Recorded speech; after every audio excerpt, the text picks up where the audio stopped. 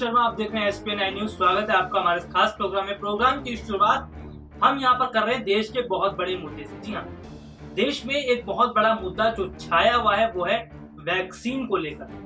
केंद्र सरकार ने ये दावा किया है कि जो वैक्सीन लगाई जाएंगी वो फ्री में लगाई जाएंगी। राज्य सरकारों ने भी इस बात की घोषणा की है कि जो वैक्सीन लगेंगी उनके राज्यों में वो फ्री होगी। लेकिन अगर मैं यहाँ पर बात करूँ कि वैक्सीन की जो कीमतें हैं वो 3 स्तर पर अलग अलग कीमतें हैं, यानी वैक्सीन बनाने वाली जो कंपनियां हैं वो अलग अलग दामों पर वैक्सीन दे रही हैं। केंद्र सरकार को अलग दाम पर दी जा रही है, राज्य सरकार को अलग दाम पर दी जा रही है और जो निजी अस्पताल है उनको अलग दाम पर दी जा रही है। ऐसे में सवाल ये खड़ा किया जा रहा है विपक्ष की तरफ से कि इस वैक्सीन की कीमत अलग अलग क्यों है और अलग अलग कीमतों से क्या जनता पर इसका भार नहीं पड़ेगा। विपक्षी पार्टियों का ये कहना है कि जो वैक्सीन लगाई जाएंगी जिनके अलग अलग दाम तय किए गए हैं, इसका सारा जिम्मा राज्य सरकारों पर दे दिया गया है। या तो इसका पूरा खर्च राज्य सरकार उठाएंगे, नहीं तो वो लोग उठाएंगे जो वैक्सीन लगवाएंगे। कई जगह एक वैक्सीन की कीमत कहीं 1200 है, कहीं 600 रुपए है, कहीं 300 रुपए, इस तरह से देखने को मिल रहा है। तो कहीं ना कहीं जो पूरी स्थिति है वो खराब होती तो नजर ही आ रही है। लेकिन वैक्सीन पर जब जो जंग छिड़ गई है इस पर सरकार फिलहाल अब कुछ बोलती नजर नहीं आ रही, क्योंकि वैक्सीन बनाने वाली कंपनियों ने तो अपने हिसाब से दाम तय कर दिए। तो क्या ये केंद्र सरकार की जिम्मेदारी नहीं है कि जिस तरह से देश की स्थिति इतनी खराब हो चुकी है, ऐसे में वैक्सीन के जो दाम है उसको पूरी तरह से वो उसका खर्च जो है वो सरकार उठाए ताकि लोगों को मुफ्त में टीका लगाया जा सके और लोगों के ऊपर भार भी ना पड़े।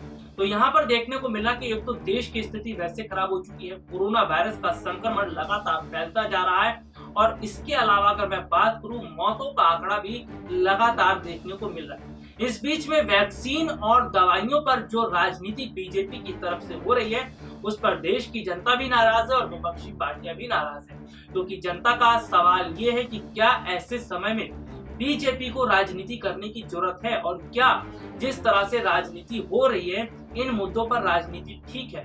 अगर बात करूं कांग्रेस प्रवक्ता रणदीप सुरजेवाला ने एक ट्वीट किया है, इसके साथ ही साथ उन्होंने वैक्सीन की कीमतों को लेकर सरकार को घेरने की कोशिश की है। चलिए एक रिपोर्ट आपको दिखाते हैं किस तरह से रणदीप सुरजेवाला ने केंद्र सरकार को घेरने की कोशिश की। देश में कोरोना वायरस की रफ्तार लगातार तेजी से बढ़ती जा रही है, उसके बाद अब जमकर राजनीति हो रही है कोरोना वैक्सीन पर।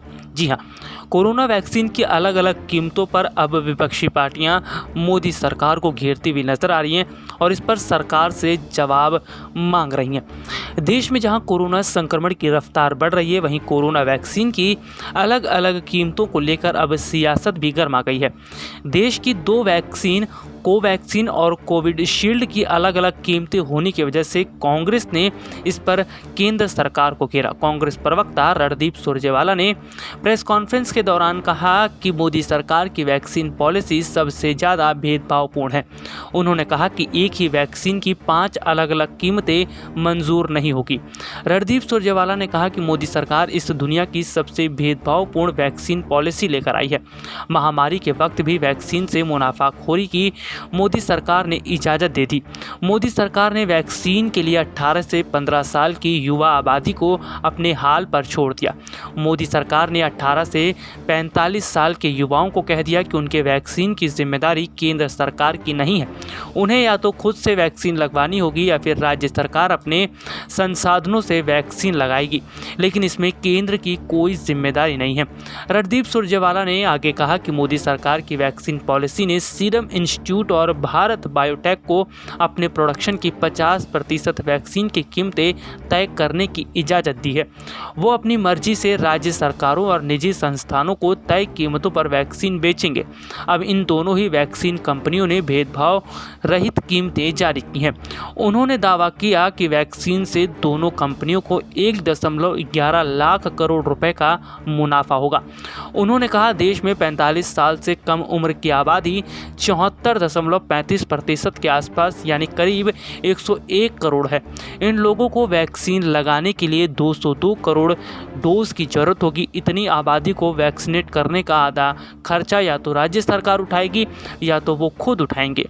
इससे सीरम इंस्टीट्यूट और भारत बायोटेक को 1,11,100 करोड़ रुपए का मुनाफा होगा। दरअसल भारत में इस वक्त 2 वैक्सीन के इस्तेमाल को मंजूरी मिली है।